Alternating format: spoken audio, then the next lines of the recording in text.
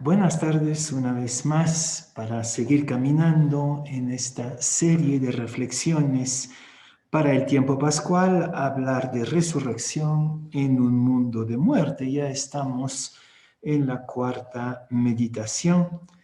Voy a volver a dos expresiones que aparecen justamente en los relatos pascuales, en los relatos de apariciones del resucitado, y que merecen, creo yo, una reflexión, una exploración más profunda.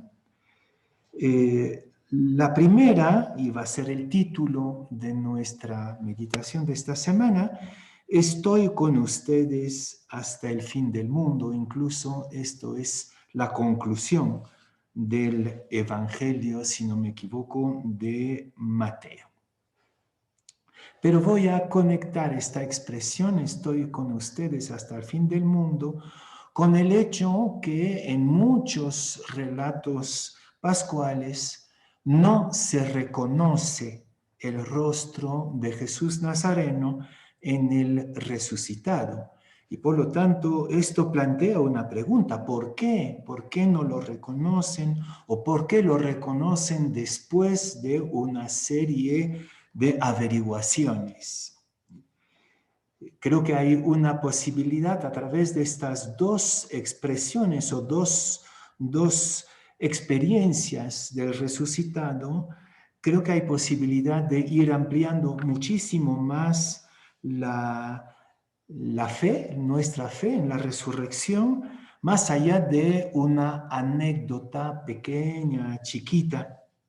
Y para darme a entender en esta exploración de hoy, voy a partir de nuevo del tema de la encarnación, porque estoy convencido, lo he dicho ya varias veces, que no podemos entender la fe en la resurrección fuera de la fe en la encarnación. Encarnación y resurrección creo que es una sola convicción profunda de la fe cristiana, una convicción que va como profundizándose, si quieren, y por eso voy a decir que la resurrección de Cristo no es más ni menos que la confirmación de nuestra fe en la encarnación. El prólogo de San Juan comienza presentándonos de manera muy bella la intimidad de la Santísima Trinidad, donde se ve como el Verbo de toda eternidad está contemplando al Padre y como el Padre está contemplando al Verbo. Y es este mismo Verbo que va a contemplar la creación, no solamente contemplar, sino que esta contemplación del verbo se vuelve creación. El verbo que contempla el Padre se vuelve creación.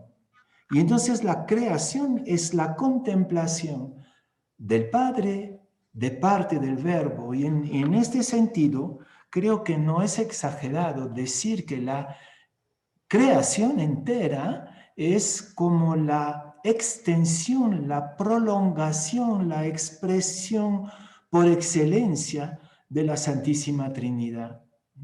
No hay ruptura entre la creación y la intimidad divina entre el Verbo y el Padre. Es como la fecundidad. Diría yo que esta contemplación del Verbo al Padre se vuelve fecunda en la creación, y esta creación llega a su culmen, por supuesto, en el nacimiento de Jesús. Y este nacimiento, vida, pasión y muerte de Jesús está plenamente realizado en la resurrección. Entonces creo que entre la intimidad divina, el misterio más escondido de Dios, que es el amor, la creación, el nacimiento, la vida, la pasión y la muerte de Jesús y la resurrección, hay una continuidad.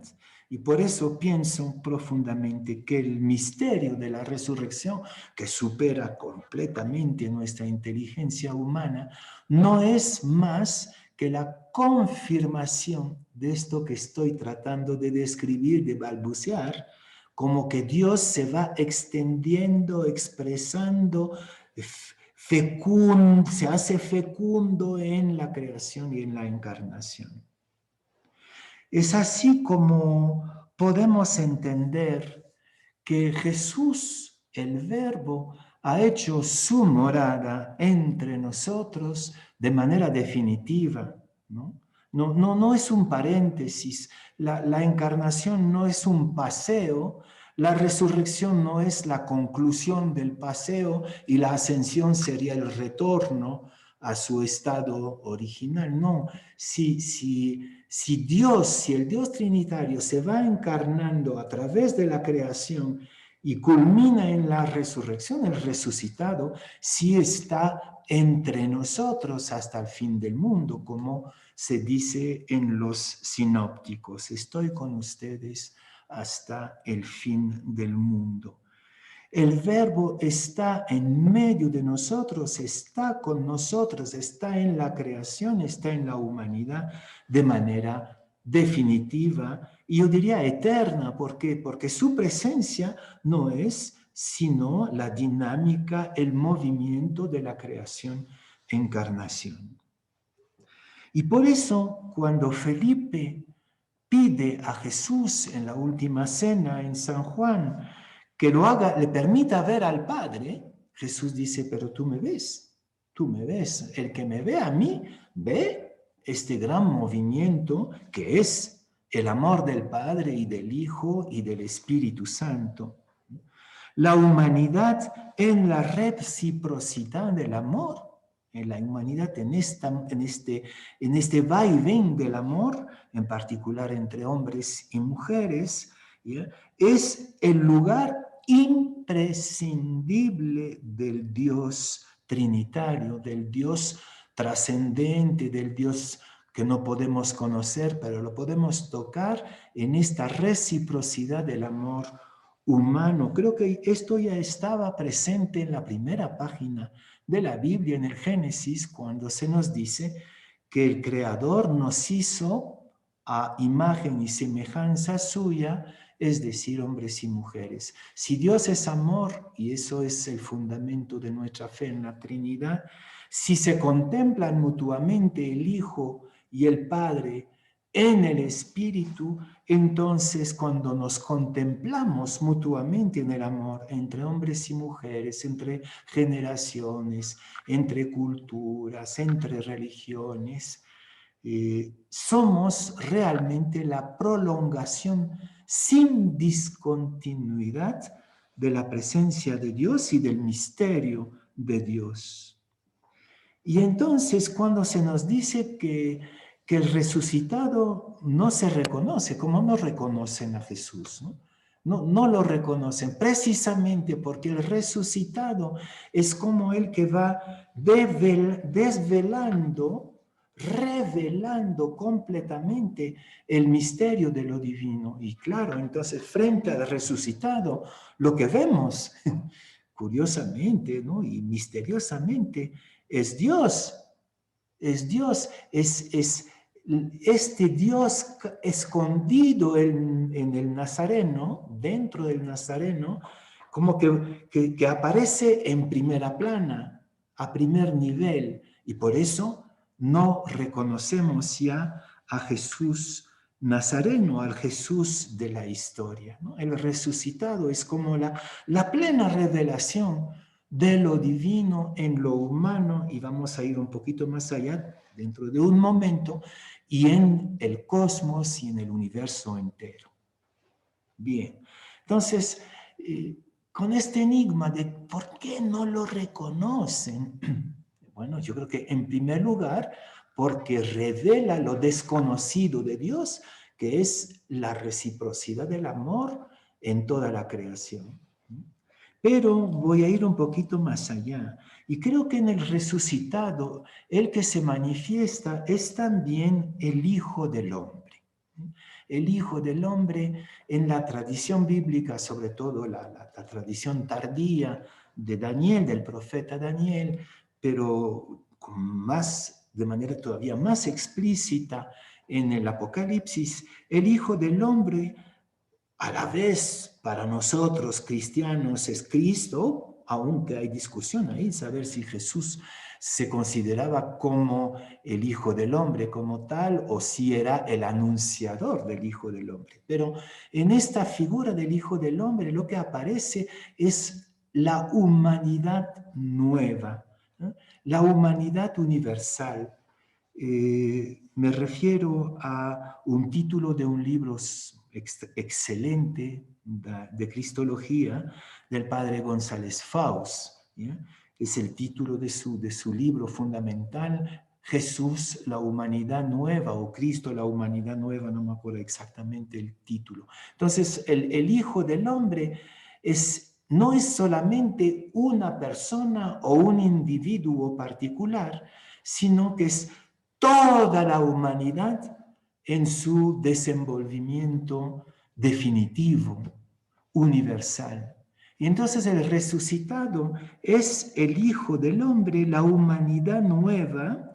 Lo que aparece es la utopía, el futuro de la humanidad, la plenitud de la humanidad antes que un individuo, y por eso no lo reconocen, porque están como chocados por lo que es el destino final de la humanidad. Entonces, el resucitado es la humanidad universal que va como invadiendo toda la historia. El resucitado, la humanidad entera, la humanidad nueva. Ya en los textos del siervo sufriente, en el segundo Isaías, algunos piensan que se habla de un pueblo nuevo, de una colectividad. En el rostro del resucitado, que no reconocemos porque no es particular, ¿ya? Lo que vemos es el pueblo humano, la completa colectividad humana que se va revelando de antemano. Me permito, puede ser que sea un poco herético, no sé, ¿no? Pero me permito leer desde esta entrada, desde esa perspectiva, la curiosa respuesta de Jesús resucitado a María, que tampoco lo había reconocido. Acuérdense que tampoco lo había reconocido. Recién cuando le dice María, es que se despierta su mirada, su corazón, su mente, pero cuando ella quiere tocarlo, agarrarlo, como se dice en los evangelios sinópticos, es decir, de nuevo recuperar la individualidad, la particularidad del resucitado, Jesús dice, no, no me toques, todavía no he subido al Padre. Y me permitiría, no sé si es la intención de San Juan, leer esta expresión, no me toques, todavía no he regresado, no he subido al Padre, diles a mis hermanos que subo al Padre que es su Padre, a mi Padre que es también su Padre. Me permito leer esto como precisamente la extensión del resucitado a la dimensión universal. Y quizás nuestra fe en la ascensión del Señor, de nuevo, tenemos que mirarla no desde el punto de vista particular, individual, anecdótico, sino como ese movimiento de encuentro definitivo y pleno entre la humanidad nueva y lo divino, ¿no? La creación como extensión, prolongación del amor divino, de la reciprocidad del amor trinitario, que desemboca en la encarnación, ¿ya? Y la pasión, la muerte de Jesús y la resurrección, que es como la plena revelación de esta intimidad definitiva entre lo humano y lo divino, inseparable.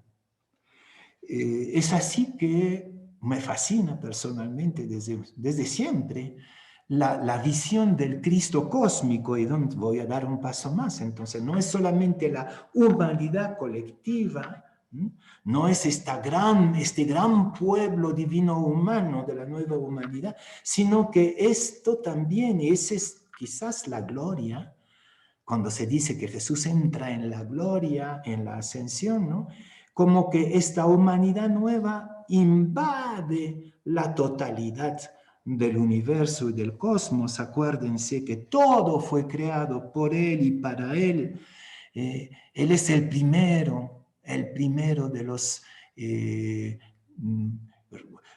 mortales, ¿no? De los hijos de la muerte. O sea, él es primero y último. Para Él y por Él todo fue creado. Entonces, no solamente es una nueva colectividad, un nuevo pueblo, sino que es el universo entero.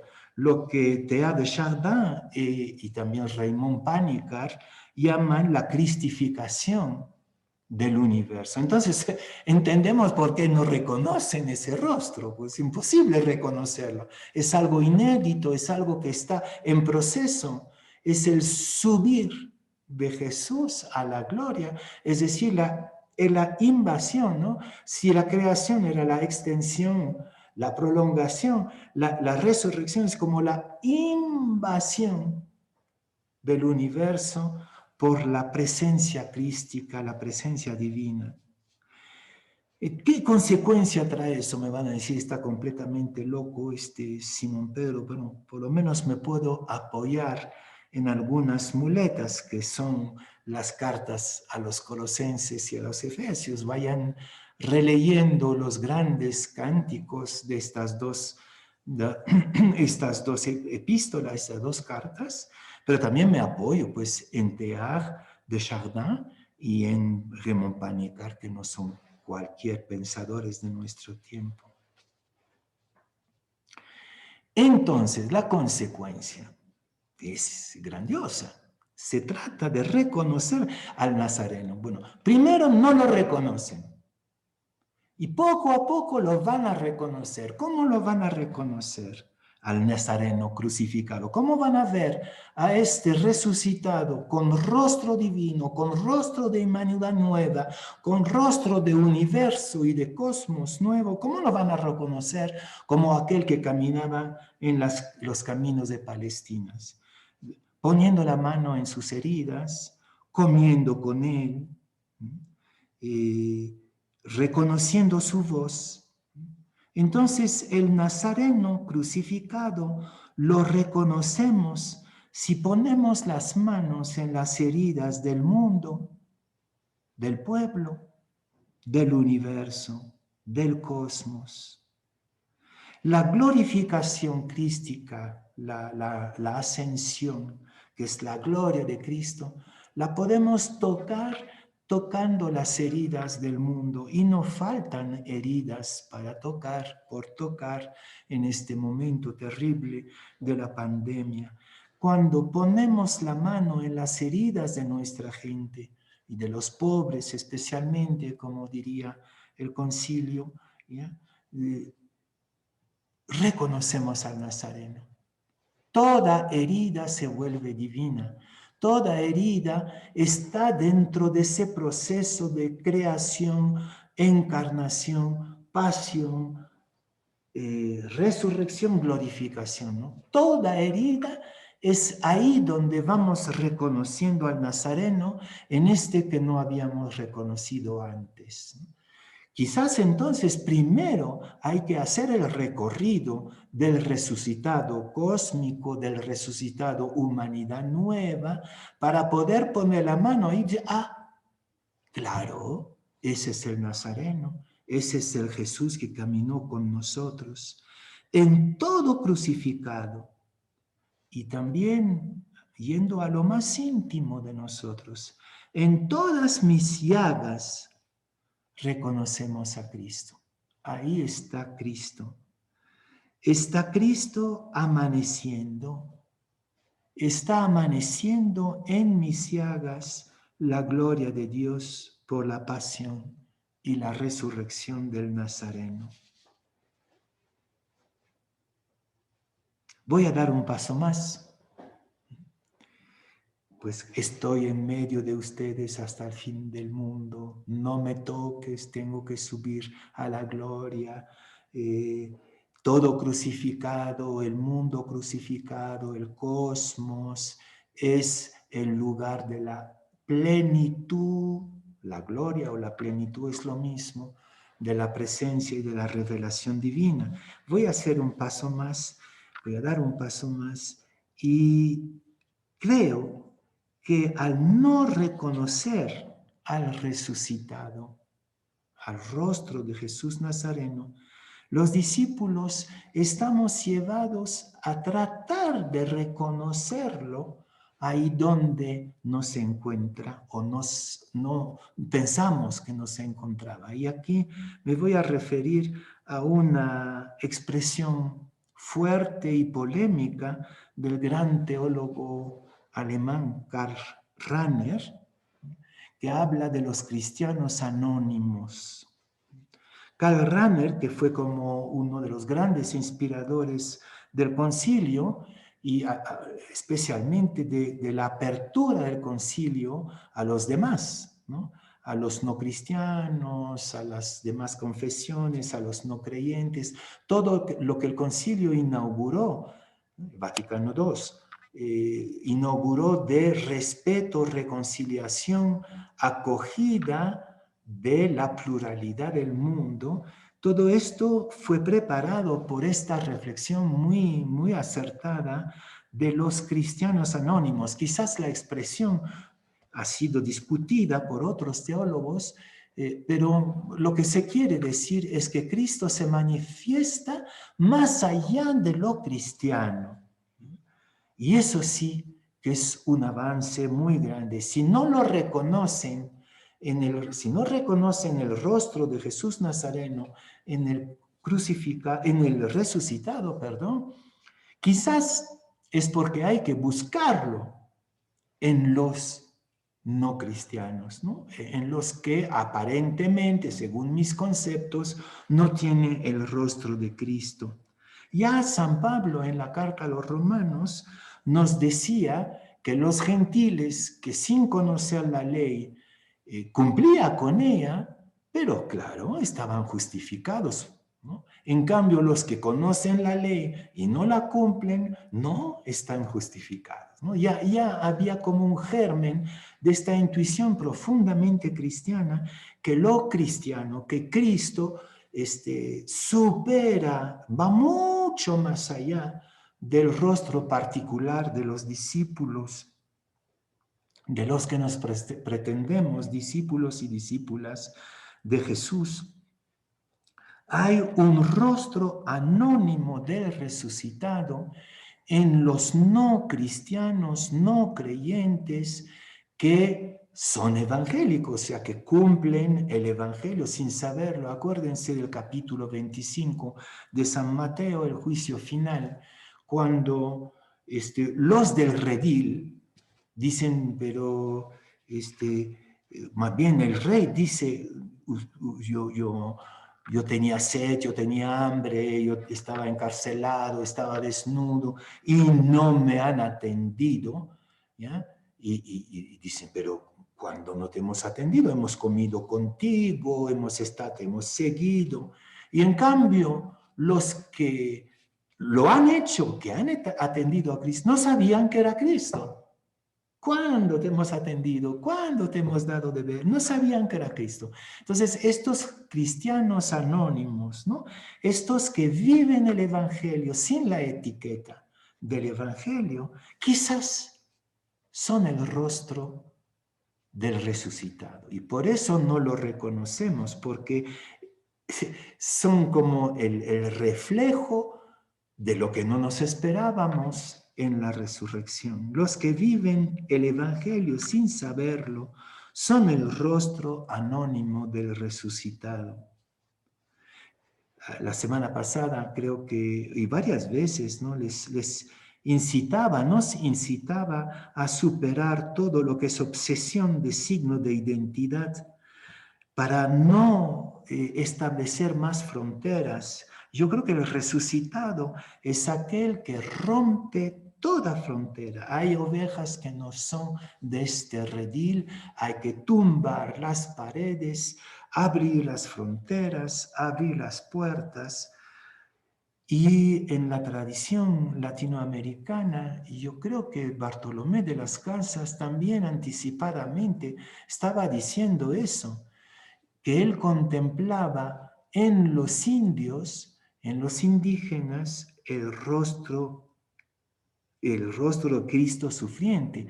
Veía los Cristos sufrientes de las Indias. Entonces, se borra el rostro particular del Nazareno, el conocido, para que lo reconozcamos como desconocido, el rostro desconocido de Cristo, el no cristiano, el que no es de mi iglesia, el no creyente y el sufriente de manera particularmente importante. Sí, creo que Bartolomé de las Casas lo dijo con tanta emoción, los Cristos sufrientes de las Indias. El resucitado se da a conocer en el rostro de los oprimidos.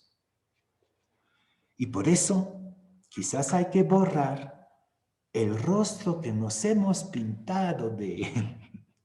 ¿Ya? Si les pido imaginar el rostro de Cristo, lo van a ver guapo, blanco, barbudo, joven, alto. ¿Ya?